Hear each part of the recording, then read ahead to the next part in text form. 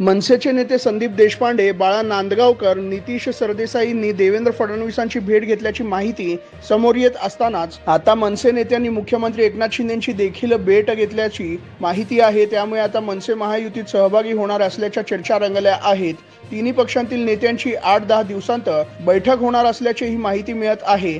यामध्ये फॉर्म्युल्यावर चर्चा होऊ शकते।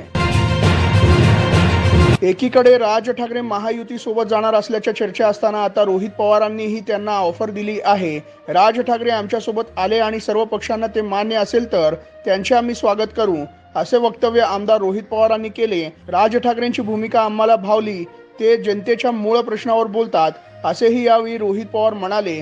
त्यामुळे आता राज ठाकरे काय भूमिका घेतात पाहावे लागणार आहे। HDFC बँकेने MCLR वाढवला आहे। MCLR वाढल्याने गृहकर्ज, कार कर्ज, वैयक्तिक कर्ज यावरचा EMI वाढणार आहे।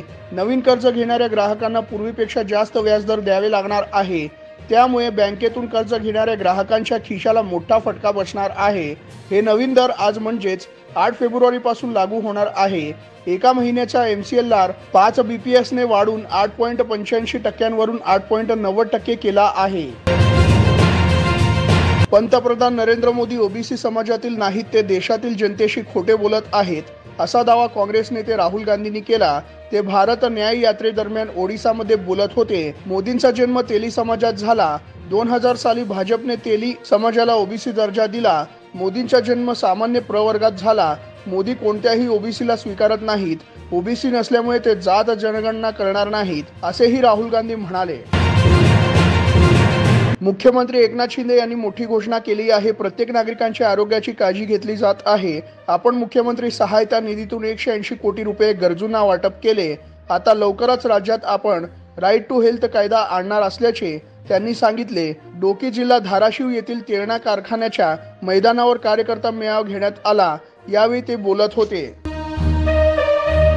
मंत्री छगन भुजबळ यांनी मनोज जरांगे पाटील यांच्यावर टीका केली होती। या टीकेला मनोज जरांगे पाटील यांनी प्रत्युत्तर दिले आहे। भुजबळ, तू पुन्हा चिथावणी देऊ नको, तुझ्या सहित सगळे बाहेर काढतो। मला चॅलेंज देऊ नको, मी खानदानी पाटील आहे, म्हणूनच ओबीसीत जाऊन दाखवले, असे ते भुजबळांचा एकेरी उल्लेख करत म्हणाले।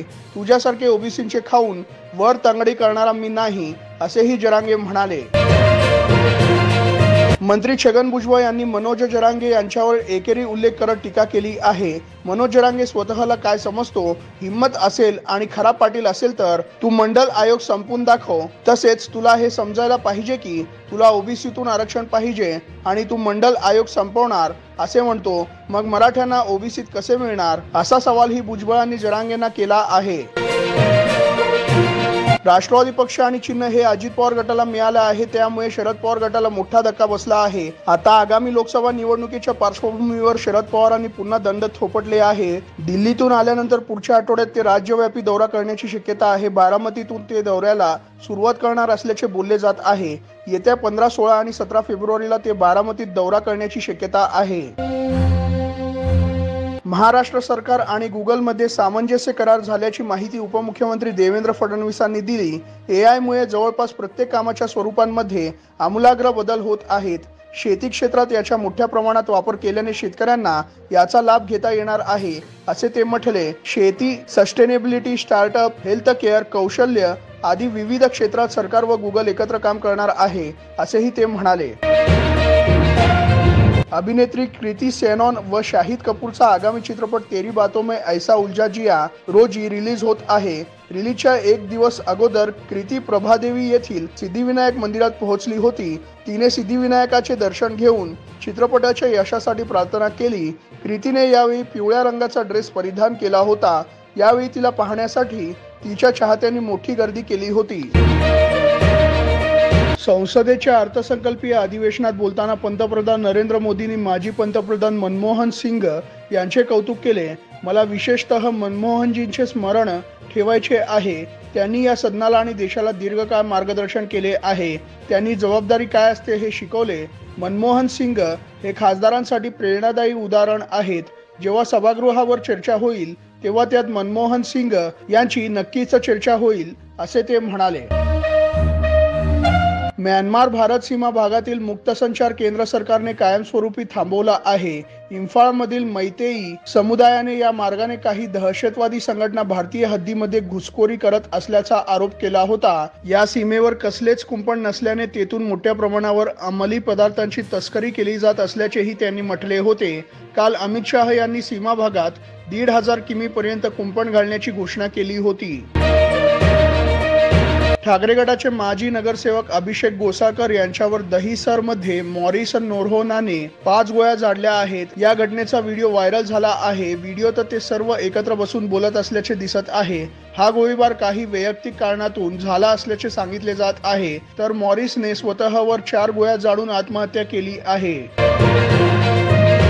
गोळीबाराच्या घटनेवर एकनाथ शिंदे म्हणाले, ठाकरे गटाचे माजी नगरसेवक अभिषेक गोसाळकर यांच्यावर मुंबईत गोळीबार झाल्याची घटना घडली आहे। यावर मुख्यमंत्री एकनाथ शिंदे यांनी प्रतिक्रिया दिली आहे। पोलीस खात्याकडून या प्रकरणाची सविस्तर माहिती घेणे सुरू आहे, असे मुख्यमंत्री म्हणाले। गोसाळकर यांना मॉरिसन नोरोन्हाने फेसबुक लाईव्ह करून गोळ्या झाडल्या। ते एका कार्यक्रमाबाबतच्या बैठकीसाठी सोबत आले होते। यावेळी डाव साधत मॉरिसने गोसाळकरांवर गोळीबार केला। राज्यात अवकाळी पाऊस व पिकांना भाव मिळत नाही, त्यामुळे शेतकरी परेशान झाला आहे। यातच विक्रीसाठी आणलेला कापूस शेतकऱ्यांनी पेटवण्याचा प्रयत्न केला आहे। शेतकऱ्याने कापूस विक्रीसाठी जिनिंगमध्ये आणला। या दरम्यान CCIची खरेदी सुरू असताना शेतकऱ्यांच्या 7/12मध्ये 2023-24 मध्ये पेरा नोंदणी नसल्याने कापूस खरेदी करण्यास नकार दिला। यामुळे शेतकऱ्याने कापूस पेटवला, पण जिनिंगमधील कर्मचाऱ्यांनी आग विझवली। LICने डिसेंबर तिमाहीचे निकाल काल जाहीर केले। त्यानुसार कंपनीचा निव्वळ नफा वार्षिक आधारावर 49% वाढून 9,444 कोटी रुपये झाला आहे। ऑक्टोबर-डिसेंबर 2023 या तिमाहीत त्यांचे निव्वळ प्रीमियम उत्पन्न वाढून 1,17,017 कोटी रुपये झाले आहे। तर काल शेअर 6.5% वाढीसह 1,112 रुपयांवर बंद झाला। तसेच इंट्राडेमध्ये याने 1,145 रुपयांचा सर्वकालीन उच्चांकही गाठला आहे। कल्याणानंतर आता मुंबईमध्येही गोळीबाराची घटना घडली आहे। या गोळीबारात ठाकरे गटाच्या माजी नगरसेवकाचा मृत्यू झाला आहे। यावर आदित्य ठाकरे यांनी प्रतिक्रिया दिली आहे। ते 5 वाजताच मातोश्रीवर बैठक करून गेले होते। महाराष्ट्र तर बदनाम होतच आहे, मात्र अशा घटनांमुळे उद्योग महाराष्ट्रात येणार नाही। हे गुंडराज चालू आहे। मुख्य म्हणजे गँग लीडर घटनाबाह्य मुख्यमंत्री म्हणून बसले आहेत, असे ते म्हणाले। ठाकरे गटाचे माजी नगरसेवक अभिषेक गोसाळकरांची 5 गोळ्या झाडून हत्या करण्यात आली आहे। यावरून खासदार संजय राऊत यांनी गृहमंत्री देवेंद्र फडणवीसांवर जोरदार हल्लाबोल केला आहे। राज्य गुंडांच्या तावडीत आहे, म्हणूनच कायद्याची भीती उरली नसून पोलीस हे शिंदे गँगच्या सेवेसाठीच उरले आहेत। अभिषेक गोसाळकर यांच्यावरील गोळीबार धक्कादायक आहे। गृहमंत्र्यांनी राजीनामा द्यायला हवा, असे राऊतांनी ट्विट केले आहे। महाराष्ट्रात एकाच महिन्यात गोळीबाराच्या 4 घटना घडल्याचे समोर आले आहे। पुण्यातला कुख्यात गुंड शरद मोहोळवर गोळीबार। आमदार गणपत गायकवाड यांनी भर पोलीस स्टेशनमध्ये गोळीबार केला।